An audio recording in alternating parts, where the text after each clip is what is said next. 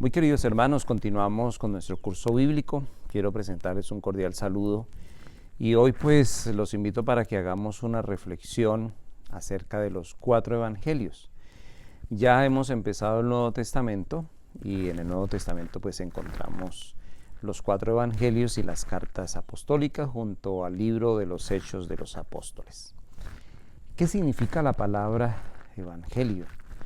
La palabra evangelio significa buena noticia, es una buena nueva.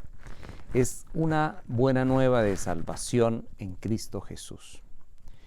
En estos días las noticias no han sido muy buenas, han sido malas noticias. Incluso nos lamentamos como cada vez como que el panorama se hace más oscuro.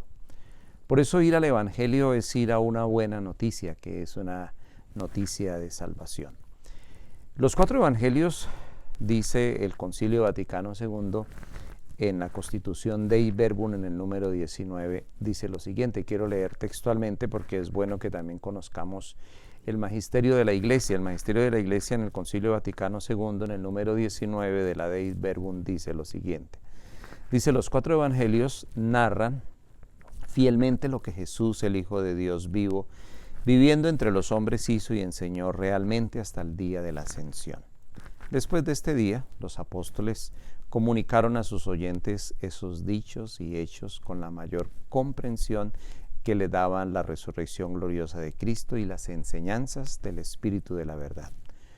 Los autores sagrados compusieron los 4 evangelios escogiendo datos de la tradición oral o escrita, reduciéndolos a síntesis, adaptándolos a la situación de las diversas iglesias, conservando siempre el estilo de la proclamación.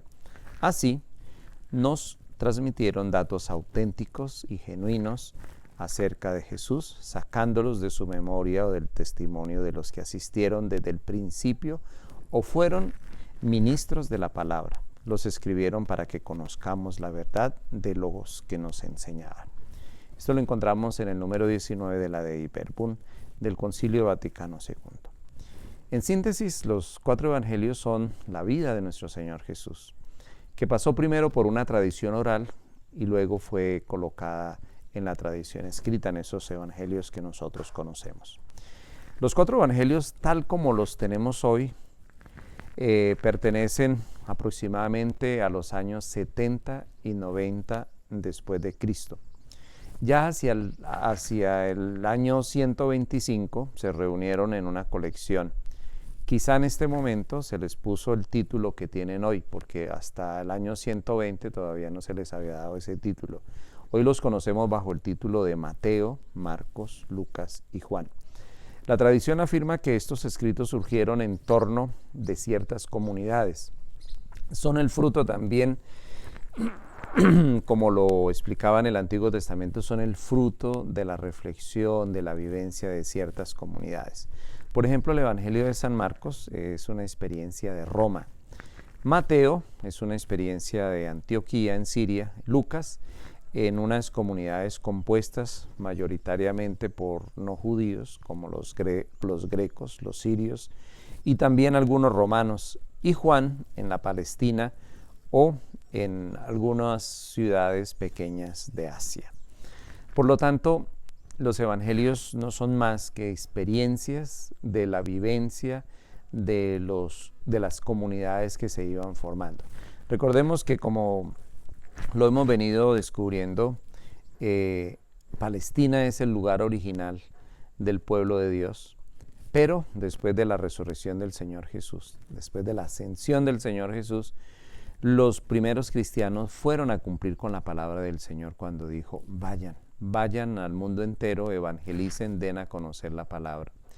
Y ahí es cuando llegan a Roma, llegan a Grecia, llegan a diferentes lugares del mundo para dar a conocer. Y allí en estas comunidades se hace una lectura de la vida del Señor Jesús. Por eso cada uno de estos evangelios obedece prácticamente a cada uno de estos lugares. Cada evangelio también nos presenta a nosotros una visión, una manera de interpretar y de ver la vida de nuestro Señor Jesucristo. Los 3 primeros evangelios, que son Mateo, Marcos y Lucas, los conocemos con el nombre de evangelios sinópticos, que también puede llamársele evangelios yuxtapuestos, es decir, que tienen puntos de encuentro. tienen muchas coincidencias y se pueden leer disponiendo el texto en columnas paralelas. Voy a colocar un ejemplo, por ejemplo, en Mateo 26, versículo 26, dice lo siguiente con respecto a la cena, a la última cena, dice San Mateo: mientras cenaban, Jesús tomó pan, pronunció la bendición, lo partió y se lo dio a sus discípulos, diciendo: tomen, coman, esto es mi cuerpo.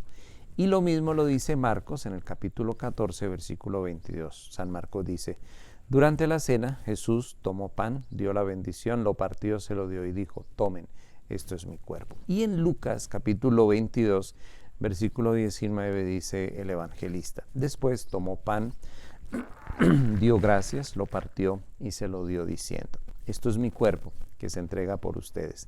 Hagan esto en memoria mía. Así pues, podemos nosotros concluir que son evangelios sinópticos porque se escriben de una manera tal que tienen muchas coincidencias. Muchas partes son comunes a los tres evangelistas. Por ejemplo, ¿qué es común a los tres evangelistas? El comienzo en Galilea, la misión en Galilea, la subida a Jerusalén, la pasión y muerte y la resurrección del Señor. Algunas partes solamente son comunes a los dos evangelistas, a Marcos y a Lucas en algunos casos. Por ejemplo, Jesús en Cafarnaún solamente está en Marcos y Lucas. La curación de la cananea está en Marcos y Mateo, y las exigencias del maestro a sus discípulos están en Mateos y en Lucas. Algunos hechos y palabras aparecen solo en uno de los tres. Por ejemplo, la oración en común solo aparece en Mateo. Marta y María solo aparece en Lucas, y el hijo pródigo solo aparece en Lucas, que es la última de las parábolas. Por eso, mis queridos hermanos, se les llama sinópticos, pero esto poco a poco lo vamos a ir descubriendo. Como les he dicho, después de que ya conozcamos las generalidades bíblicas, porque lo que estamos haciendo es conocer a grande modo la Biblia para ya después adentrarnos en un estudio. Ya en ese estudio entonces vamos a ir sacándole provecho a todo esto. Así como hay tres evangelios que nosotros llamamos sinópticos, hay un cuarto evangelio que es el evangelio de San Juan, que es totalmente diferente a los tres primeros. ¿Por qué? Porque es el evangelio del Logos, es el evangelio de la palabra. Es un evangelio escrito de una manera tal que nos ayuda a nosotros a meternos en una simbología, pero la persona importante, el centro de ese evangelio va a ser el Señor Jesús. ¿Ustedes han escuchado hablar de los evangelios apócrifos? Pues bien, esos evangelios también aparecieron en el siglo II después de Cristo. Apócrifo quiere decir oculto, pero que no entraron en el canon bíblico. ¿Qué quiere decir el canon bíblico? Quiere decir de que estos 72 libros que tenemos en la Biblia fueron acuñados, pero la Iglesia a algunos les dio el nombre de apócrifos, aparecieron después o no estuvieron de acuerdo con los criterios del canon bíblico. Son narraciones legendarias con una mezcla de buena voluntad, de fantasía. Aunque tengan muchos datos correctos, han tenido bastante influjo de devociones y fiestas populares, así como en el arte religioso. Intentaban cubrir alguno de los cuatro evangelios, puede ser derivación de uno de los evangelios. Sin embargo, nosotros estamos abiertos a lo que la Iglesia nos proponga para decir si son canónicos o son apócrifos. En los cuatro evangelios encontramos una simbología. Ustedes verán especialmente cuando vayan o si ya fueron a la Basílica de San Pedro, en la cúpula que está encima del altar, que encuentran unos animales, y nosotros nos preguntamos, bueno, pero ¿por qué hay un león? ¿Por qué hay un toro? ¿Por qué hay un águila? ¿Por qué hay un hombre? Porque esa es la simbología de los evangelios. El hombre representa a Mateo, porque empieza con la genealogía humana de Cristo. Ese es el evangelio que nosotros leemos en tiempo de Adviento. El león nos representa a Marcos, porque empieza con la voz poderosa del Bautista en el desierto, donde habitaban los leones. El toro nos representa a Lucas, porque empieza con el sacrificio de Zacarías en el templo, donde se sacrificaban toros.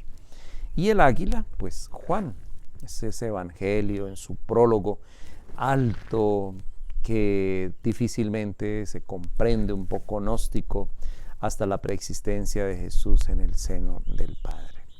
Estos 4 evangelios son un conjunto de documentos sobre la fe de los primeros cristianos.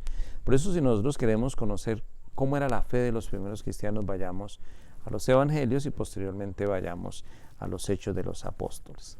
No se trata simplemente de narraciones ordenadas y pensadas como un ensayo a los cuales nosotros estamos expuestos en el mundo moderno. No, han nacido de la fe y fueron escritos por creyentes y para creyentes, con el solo objetivo de despertar la fe en ese Jesús Salvador. Y la pregunta es, ¿por qué los evangelios no nos presentan a nosotros algunos años de la vida del Señor Jesús? Por ejemplo, ¿qué hizo después de la pérdida del niño Jesús en el templo hasta las bodas de Caná? Durante ese tiempo, ¿qué hizo? Pues en el mismo evangelio ustedes van a encontrar, cuando hagamos ese estudio, que nos dice claramente que muchas otras cosas hizo el Señor Jesús que no están escritas en estos libros, pero estas que están escritas han sido colocadas para nuestra salvación. Por eso no todo lo que hizo el Señor Jesús aparece en los 4 evangelios.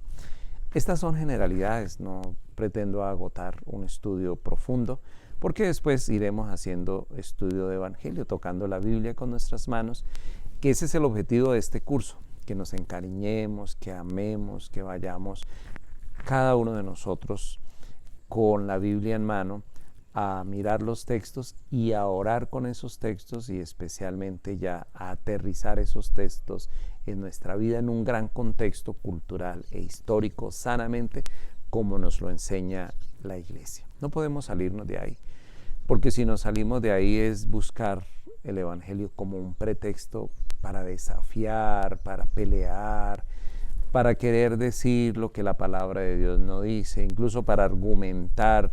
A veces nos volvemos demasiado deductivos, entonces a veces tomamos un texto. Yo estos días he visto unas lecturas demasiado deductivas de esta situación en la cual estamos viviendo, de esta realidad. Entonces dicen, es que en el libro del Levítico habla de las plagas.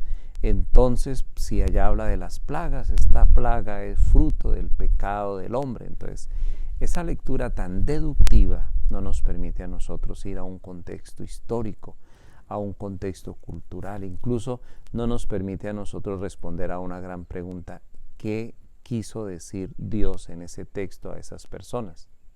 Es muy diferente a aquello que Dios nos quiere decir en este momento histórico. Por eso es más interesante una lectura inductiva, y esa lectura inductiva es preguntarnos ¿qué dice el texto? Mirar los personajes para saber cuál es su contexto cultural e histórico, y después entonces también mirar la Iglesia cómo ha venido analizando esos textos que nos dicen a nosotros los grandes escrituristas, para después llevarlo a nuestra vida y empezar a hacer oración con ese texto. Los invito pues para que dentro de poco ya lleguemos a esa lectura sana de la Biblia desde la Iglesia y la sigamos para que podamos cada vez más crecer. Yo a todos ustedes les deseo muchas bendiciones. Yo sé que están muy juiciosos en casita, cuidándose cada vez más, buscando la manera de proteger a los mayores, a los niños, y especialmente cuidarnos nosotros, porque si nosotros nos cuidamos, estamos cuidando también a los demás. Les deseo un feliz día. Recuerden que mañana viernes vamos a tener también la alabanza.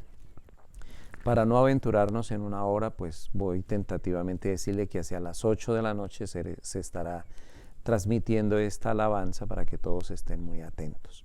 No se les olvide que necesitamos más personas que se suscriban a este canal de YouTube, para que así la Semana Santa la podamos transmitir únicamente por YouTube y la puedan colocar en su Smart TV o la puedan colocar en su teléfono inteligente, y así pues yo no tenga que hacer el transfer de una cámara al computador, del computador luego subir a YouTube. ¿Por qué? Porque si tenemos 1000 personas en YouTube, entonces directamente del celular puedo transmitir sin hacer toda esa vuelta que estoy haciendo hasta el momento, que me implica prácticamente 3 horas de edición. Entonces los invito para que sean comprensivos, busquen. Yo sé que allá en su edificio hay 30 personas que tienen YouTube.